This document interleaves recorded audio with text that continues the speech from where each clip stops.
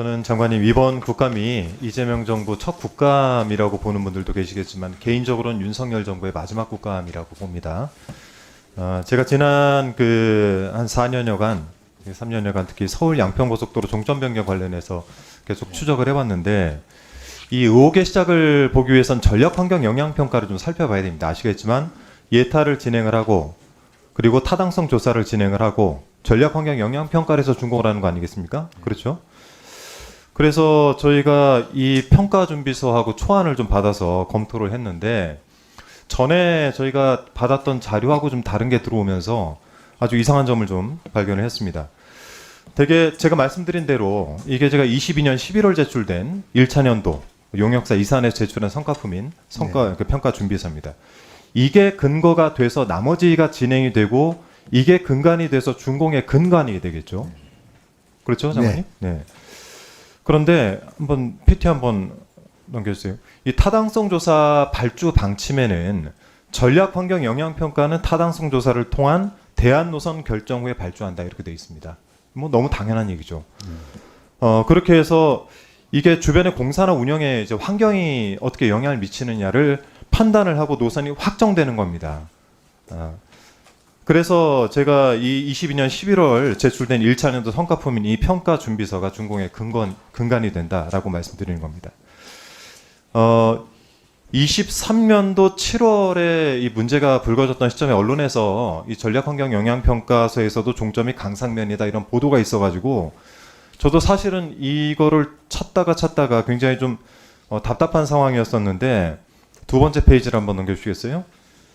최근에 저희가 확보한 이 22년도 11월 첫 번째 이 준비서에는 과업 지시가 어떻게 내려가 있냐면 종점을 양평군 양서면으로 하고 있습니다. 두 번째 페이지 주세요.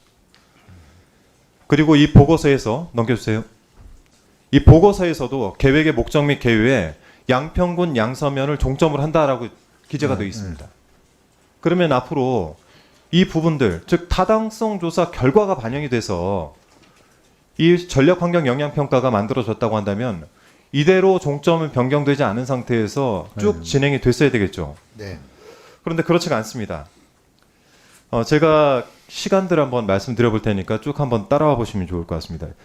22년 3월 9일에 윤석열 씨가 당선이 되고 3월 29일에 타당성 조사 용역 계약이 체결이 됩니다. 인수위 당시겠죠. 특검에서는 김호 서기관이 강상면 종점을 최선 노선으로 하는 대안으로 가져온 편의를 봐주겠다 이런 그 이야기도 하지 않았습니까? 5월 10일에는 윤석열 취임하고 원희룡 전 장관이 5월 16일에 취임을 하는데요. 5월 24일에 용역업체가 국토부에 착수보고를 합니다. 뭐라고 보고를 하냐면 종점 대안은 강상면이다 이렇게 보고를 합니다. 5월 27일에 전략환경 영향평가 용역이 발주가 되는데요. 여긴 대안노선 결정 전이겠죠. 전입니다. 암묵적으로 결정되지 않고서는 전략 영향평가 용역이 발주가 될 수 없죠. 일단 여기서 국토부의 행정 오류가 생긴 겁니다.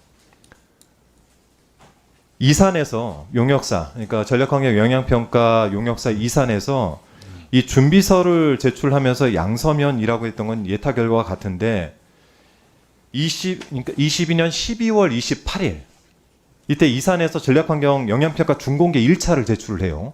네. 이 자료는 제가 못 받고 있습니다. 이 자료 한번 찾아봐 주시고요. 23년 1월 13일에 환경영향평가 협의회가 구성이 되는데 2월 6일에 이 협의회 위원들에게 평가 준비서 심의 요청이 들어갑니다. 이 자료예요. 이때 종점은 또 바뀝니다.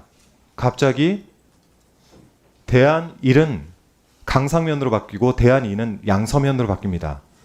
제가 이 붙여놓은 거요. 이게 첫 번째 준비서하고 바뀐 부분들만 표시한 겁니다. 싹 통으로 갈아엎었어요. 이걸 누가 이렇게 할 수 있습니까? 이런 경우가 있습니까, 차관님? 문제가 있는 걸로 보입니다. 문제가 있죠. 자료를 이렇게나 바꿔놨습니다. 이게 실무를 했던 게 김호석 의원이겠죠. 자, 그래서 제가 말씀드리고 싶은 거는 이 전반적인 고속도로 종점 변경과 관련해서 가장 근간이 되는 전략환경 영향평가 이 부분을 누가 도대체 왜 이렇게 갈아엎었는지에 대해서 네. 국토부는 반드시 내부 감사를 해야 됩니다. 왜냐하면 저희가 예전에도 타당성 용역조사와 관련해가지고 감독부실로 공무원 4분 징계하지 않았습니까? 같은 사안입니다. 근데 또 하나는 넘겨주세요. 김호석 기관이 이 모든 계획을 세우고 강상면 종점안을 최저간으로 만들고 도로 정책과에서 도로 건설과를 이동을 해요. 이게 뭐겠습니까? 가서 준공하겠다는 거죠. 아주 세부적으로 종점을 변경하기 위해서 계획된 작업이 있었다라는 부분들을 오늘 말씀드리고, 정리를 하면은 최저간도 나오지 않은 상황에서 이 전력환경 영향평가 용역이 발주됐고, 또 1차년도 성과품으로 낸 평가준비서 당초 내용과 다른 평가준비서가 이렇게 준비가 되어서 등장을 합니다. 그래서 이거를 바탕으로 평가서 초안이 작성이 됐을 테고, 인수위 파견 공무원이 22년 3월에 강상면을 대안 노선으로 하라라는 지시를 했다는 지금 특검 측의 조사 내용이 언론 보도를 통해 나오고 있습니다. 그래서 이 문제를 규명하기 위해서는요, 장관님. 네.